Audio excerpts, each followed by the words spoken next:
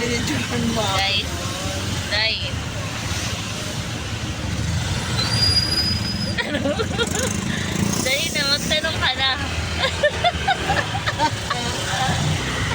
Ano ang pagkakaiba ng tofu at tokwa? Sagutin mo, Nips. Ano pagkakaiba ng tofu at tokwa?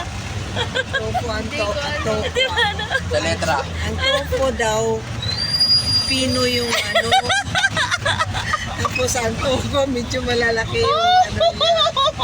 Yung, ano ba, texture. Oh, tama ba yun, Nips? Texture niya. Tama. Jo, tama ba yun, Jo? Ha? Anong pagkakaiba ng tofu at saka ng tokwa? Nini.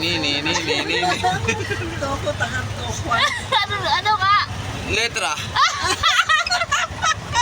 Sa letra. Naku! Ibalik natin sila sa grade 1.